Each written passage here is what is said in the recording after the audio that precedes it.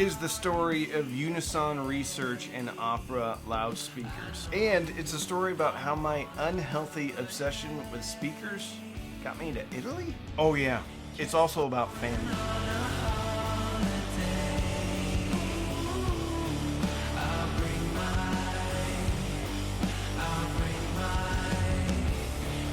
Opera loudspeakers, Unison Research, which makes amplifiers and other electronics, and I all got started in hi-fi about the same time. It was the late 80s. Unison Research was founded in 87. Opera Loudspeakers was founded in 89, but they had already started making speakers. I got my first CD player in 88. First CDs were INXS Kick and Poison, Open Up and Say Ah. To me, it's kind of funny to see those timelines all together. This trip to Italy was a press trip, which means I didn't pay to go. My travel and my food was paid for. Fidelity Imports is the company that put this whole trip together. And guess what? They didn't ask me to make anything, and they didn't have any input into the videos that I'm making. So all of these thoughts are my own. And before people start freaking out in the comments, the camera industry has been doing this for the better part of a decade. So if you're out there and you think this is a paid-for advertisement for Unison Research and Opera Loudspeakers, this may not be the video for you. However, if you want to hear the story behind two really cool Italian companies, then stick around. It's a fun video.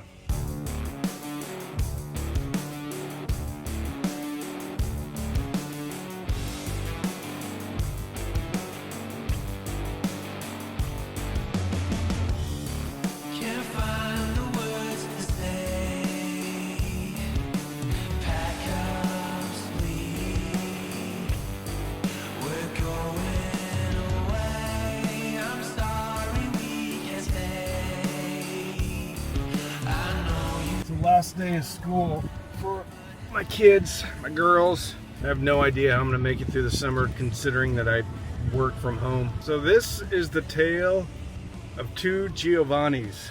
That's right. The founder of Unison Research was named Giovanni. The founder of Opera Loudspeakers was named Giovanni. And you're really gonna like this part. Giovanni, so he got a job, and the first check he made, he went out and pretty much spent it all on hi-fi equipment. So he's one of us. And his parents were furious. But he was also making amps. Somehow this was in the 50s. So this is after World War II, of course. I believe the parts were getting delivered through a church.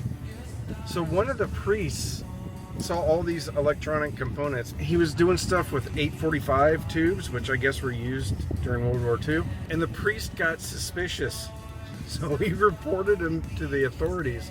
So he had to go and talk to the authorities about why this is for music, not for any type of nefarious reasons. Right now they make amplifiers, they make tube amplifiers, and they also make solid state amplifiers.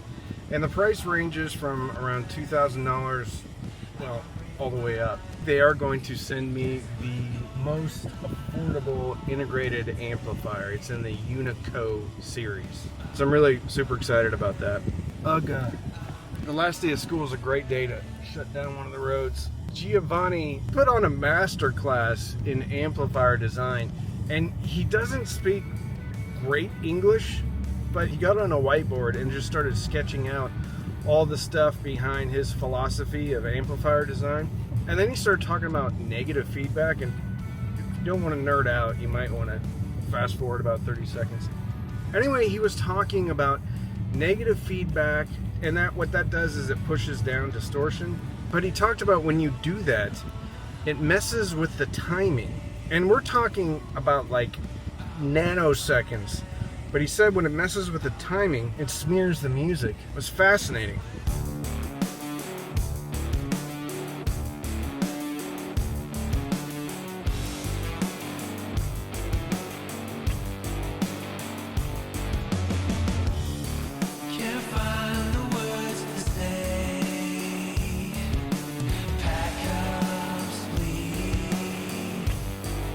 Prior to launching their own brand in the 80s, the company that is now Opera Loudspeakers had been involved with distributing some major brands that you would probably know today. But it was Giovanni's vision to make a better speaker. A farm-to-fork speaker, which I don't know if you know what that means. Basically means there's the pig, we're going to take care of the pig, and then we're going to feed it right here. Very similar to Gold Note. The majority of the parts, even the enclosures, are sourced in a very small area.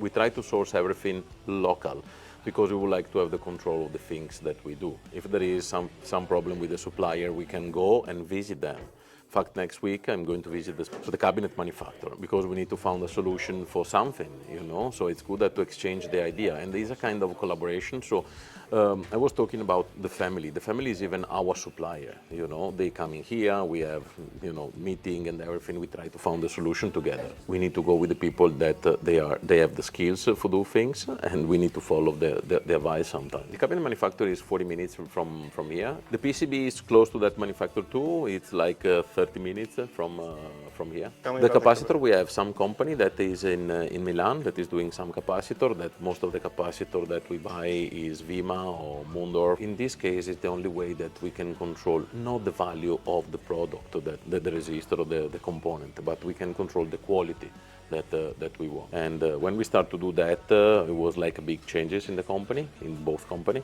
because the standard quality was really jumping over. Fatto a mano, made by hand.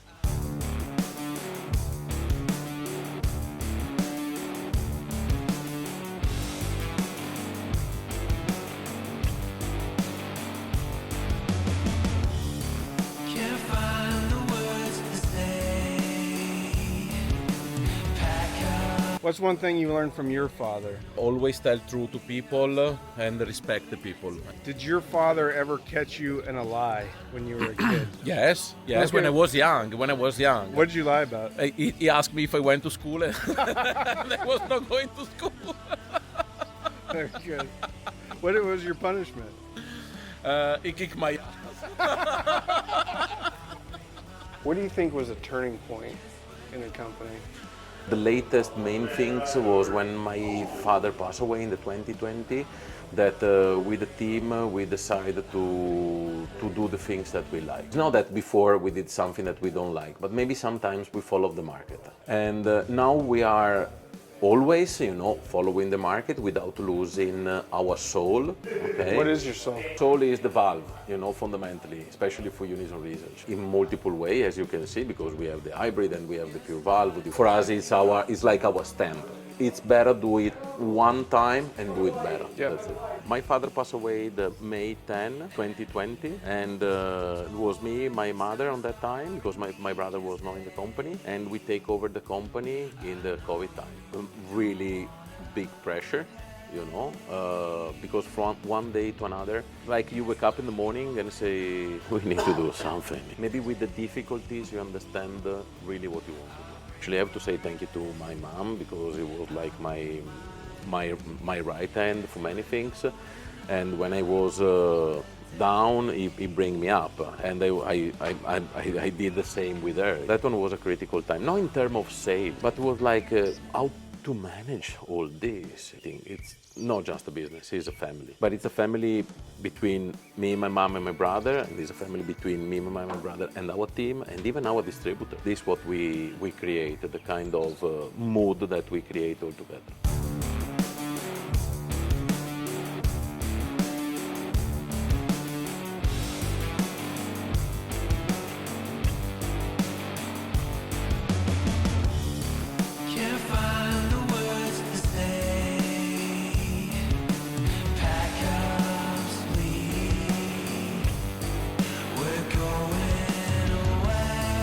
I think there's some key takeaways from both Unison Research and Opera Loudspeakers. They of course have very expensive products, but I think relatively speaking, they have some affordable products. When you consider that it's handmade in Italy, it's not hand assembled in Italy, it's handmade in Italy.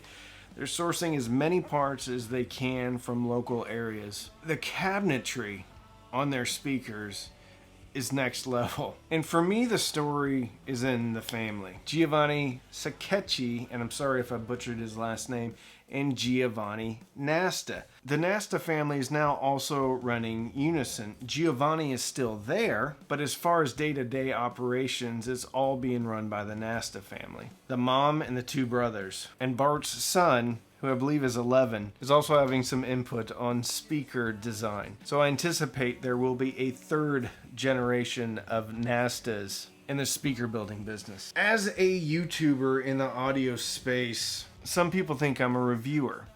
I say I tell stories and I talk about hi-fi products. Could be semantics. But the one thing that I see sometimes in the comments is how I shouldn't be biased. And I think I should be very biased. Because if a product has a similar price point and it sounds great, but it's made by a family and is independent, whether it be Geshelli Labs, Emotiva, Skit, Gold Note, Unison Research, and Opera loudspeakers, I think that's the future of our hobby.